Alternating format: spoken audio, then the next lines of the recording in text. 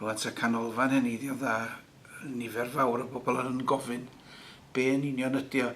Clwb ieuenctid i bobl dros 50 oed. Mae'r dyddiau lle mae bobl yn eistedd gwmpas stafell hirsgwar efo blancar lliwgar dros ei glinia, teledu ar y foliwm uwcha yn y gongol drosodd. Mae wedi cael ei brofi mewn gwaith ymchwil gwahanol ar draws Gwynedd yn arbennig. Bod bobl yn byw yn hirach o gael y corff a'r meddwl gadael yn ddiwiog felly de. Felly canolfan hynny ddion dda ydy fel rhyw oasis i bobl ddod yno i gymdeithasu, i gymryd rhan mewn gwahanol weithgareddau. Yes, Mondays and Fridays I come to the Age Well Keep Fit class. Keep us going.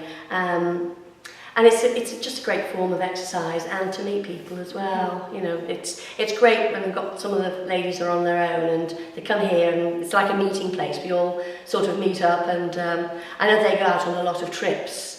Dwi'n arlunio, dwi'n yr exercise class. Dwi wedi bod yn y computers, dwi wedi bod yn yr tablet. Dwi'n mwynhau, dwi'n beth sy'n ei wneud ar y lle yma.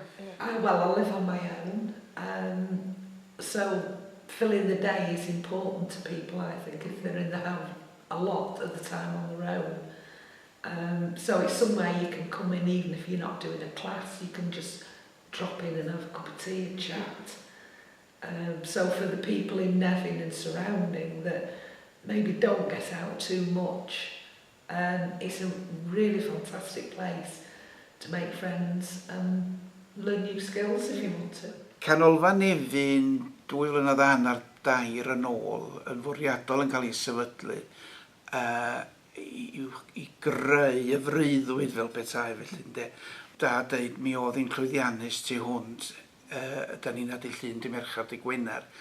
Llwyddiannus tu hwnt yn yr ystyr, mae'n cael ei defnyddio fel templad ar gyfer y canolfannau eraill sydd eisoes wedi bodoli yn ei sgil o neu rei sydd da ni wrthi'n plannu hada felly ynde.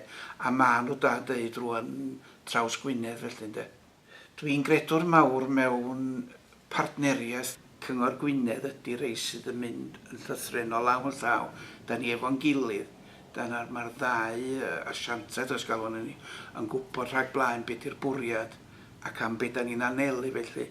Felly mae'r berthynas efo Cyngor Gwynedd tu hwnt o iach dwi'n credu di'r gair neu yn aneli'r un targed da ni'n o'n dau yn mynd am air.